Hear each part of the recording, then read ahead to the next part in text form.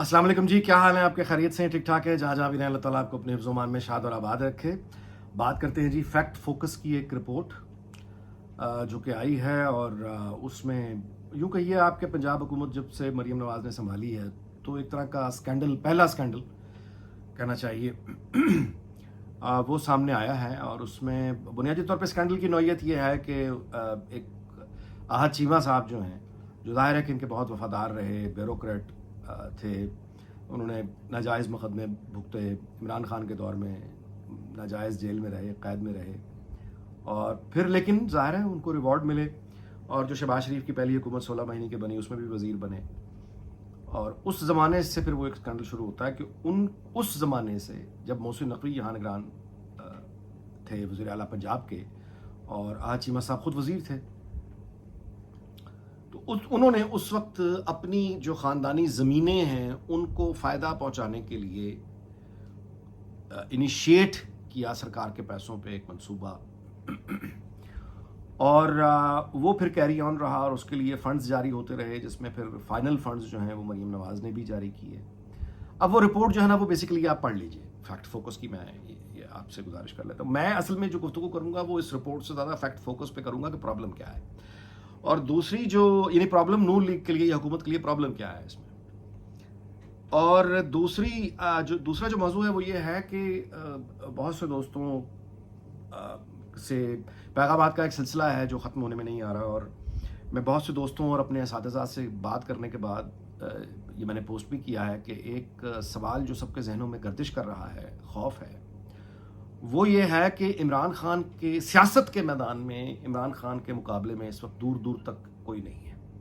कुछ अरसे के लिए मरीम नवाज़ आई थी, लेकिन उन्होंने वो जगह खुद ही अब खाली कर दी है, वो नीचे। तो अब दूर दूर तक इमरान खान के सामने कोई नहीं है, तो बाकी तमाम सियासी जमातों का तो बोरिया बिस्तर हो गया गोल। तो इमरान का मुकाबला करना किसने है?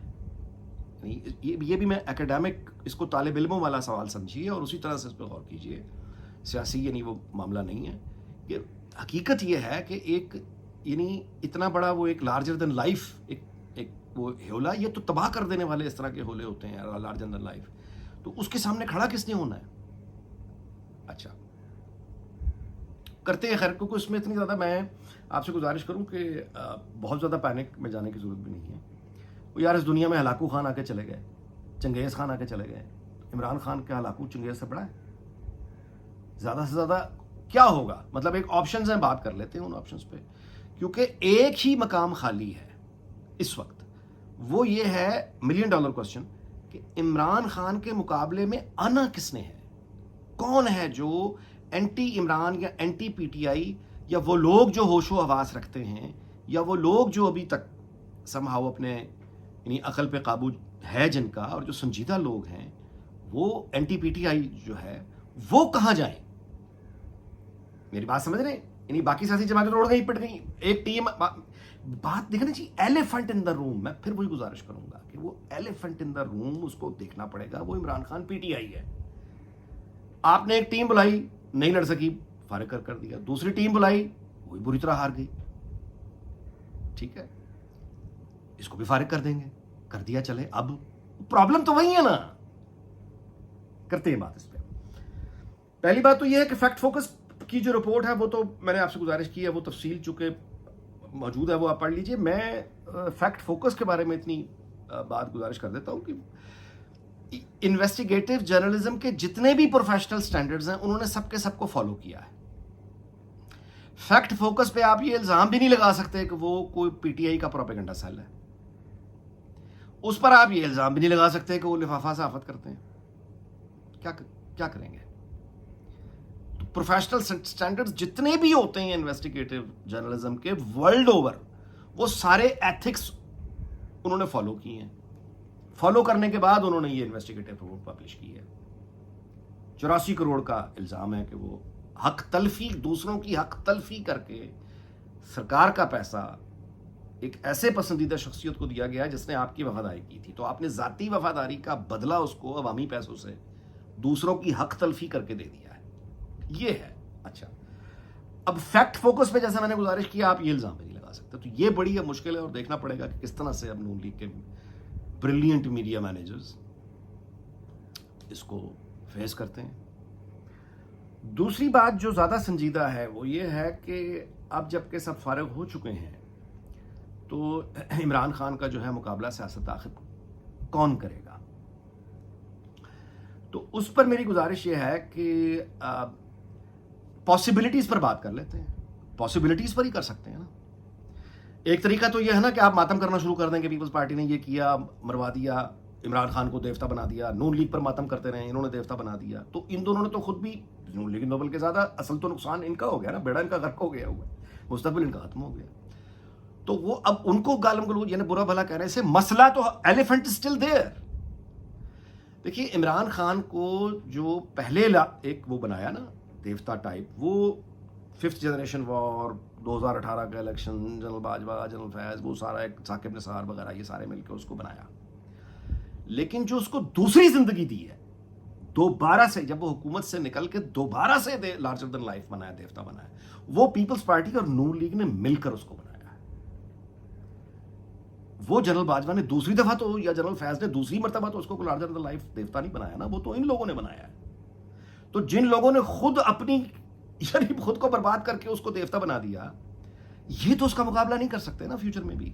ابھی سنا ہے کہ یہاں پہ کوئی بلائی ہے, نون لیگ کی کوئی میٹنگ سنا ہے کہ ہو رہی ہے, اور پھر مشورے وہ باہمی ہوں گے. اب بیسیکلی آپ کیا اس سے توقع کر سکتے ہیں؟ وہی یعنی بوسیدہ مغز, پھٹے پرانے دماغ, زنگ آلود مفادات میں جکڑی ہوئی یعنی سوچیں. تو اب وہی پھٹے پرانے دماغ, وہی بوسیدہ مغز جن کی وجہ سے عمران خان اتنا بڑا دیوتا بنا ہے, اور خود تو خیر جو ہوئی ان کے ساتھ ہوئی, یہ وہی کٹے پھٹے پرانے زنگ آلود دماغ ہیں نا جو کٹھے بیٹھ کے پھر دماغوں پہ زور ڈالیں گے, ان کی کریے, ان کی کریے, ان کی کریے, ان کی کریے. تو وہ تو وہی کریں گے جو وہ پہلے اب تک کر چکے ہیں. تو ان کو اب برا بھلا کہنا یا ان کا مذاق اڑاتے رہنا, یا اس افسوس میں صدمے میں چلے جانا کہ یہ عمران کا مقابلہ نہیں کر سکے, مروا دیا انہوں نے, یہ کر دیا, یہ وقت ضائع کرنے کی باتیں. جو ہونا تھا وہ ہو چکا, اب آگے دیکھنا ہے. یعنی کامنٹیٹر جو ہوتا ہے وہ اس کو پھنسنا نہیں چاہیے کیپسول میں, آگے نکلے. اور سیاست دان بھی وہ ہوتا ہے جو آگے دیکھتا ہے, آگے. اب جو ہونا تھا وہ ہو گیا, آگے دیکھیں. Elephant in the room is still there. اس کا مطلب کیا ہے؟ اس کا مطلب یہ ہے کہ یہ جو اس وقت ناممکن لگ رہا ہے کہ عمران خان کا مقابلہ کوئی ہے ہی نہیں دور دور تک, اس کے اندر سب سے بڑی اپرچونٹی بھی تو ہے. وہ اپرچونٹی کیا ہے؟ وہ اپرچونٹی یہ ہے پاکستان کے ہر سیاستدان کو اب یہ غور, یعنی اب یہ دیکھیں نا بازیگر کون ہوتا ہے مستقبل پہ نظر رکھنے والا. وہ شخص ہوگا جو آج کی ضرورت یہ پہچان لے گا کہ اس وقت پاکستان, کہتے ہیں نا کہ جی there is always one seat is always vacant which is the top seat. اس معاملے میں جو اس وقت ہے سیاست, ایک ہی سیٹ پاکستان میں ویکنٹ ہے, اویلیبل ہے, موجود ہے, اور وہ ہے عمران خان کا مقابل. عمران خان کے مقابل میں مقابلہ کس نے کرنا ہے؟ یہ مقام بالکل خالی ہے, سناٹے ویرانے. تو وہ جو سامنے عمران خان کے کس نے کھڑے ہونا ہے وہ مقام خالی ہے. وہ کون ہمت والا آگے بڑھ کے جام اٹھائے گا, یہ ہمیں دیکھنا ہے. بڑے اچھے پولیٹیشنز ہیں پاکستان میں, بڑے کرسمیٹک لوگ ہیں, لیکن ان میں سے اب جو اس وقت اس ضرورت کو پہچان جائے گا کہ مجھے نظر وہاں رکھنی ہے کہ عمران خان کے مقابلے میں اس وقت کوئی نہیں ہے, دور دور تک کوئی نہیں ہے, تو میں اس کو ٹارگٹ بنا کے اگر شروع کروں اور اپنے آپ کو دیکھوں, دوسروں کی طرف دیکھنا چھوڑ دیں, باقی سارے فیل ہو چکے ہیں, کوئی بھی نکل سکتا ہے, بڑے مطلب ہے باصلاحیت لوگ ہیں. لیکن یہ کہ وہ جو مطلب ہے جب آپ کوئی کھیلے گا نا تو اس کا نتیجہ فوراً نہیں نکلے گا, کئی سال لگ سکتے ہیں, لیکن کسی نے تو آنا ہے. اور اس میں سب سے پاگل آدمی وہ ہوگا جو اسٹیبلشمنٹ سے مدد مانگے گا. اسٹیبلشمنٹ سے مدد نہیں مانگنی. عمران خان کا سیاسی مقابلہ پہلے اب یہ اس بازیگر پہ جو اصل مقدر کا سکندر ہوگا وہ اس وقت ٹارگٹ کرے گا کہ مجھے عمران خان کے مقابلے والی وہاں پہ وہ سیٹ خالی ہے, میں کیسے آکوپائی کروں. تو وہ آج محنت شروع کرے گا, اور جب وہ پروف کرنا شروع کرے گا کہ ہاں وہ ہے یہ بندہ, اسٹیبلشمنٹ خود بخود اس کے رابطے میں آ جائے گی. اینٹی عمران جتنے بھی لوگ ہیں جو اکثریت میں ہیں, وہ ان کو کوئی بندہ مل جائے گا, وہ سپورٹ بھی آ جائے گی, وہ کھڑے بھی ہونے لگ جائیں گے, وہ سب کچھ بھی ہو لگے. لیکن اس کو نظر پہ رکھ کے جو آدمی یہ کام کرے گا وہ ہوگا صحیح یعنی مستقبل کا لیڈر. لیکن اس وقت کیا کرنا ہے؟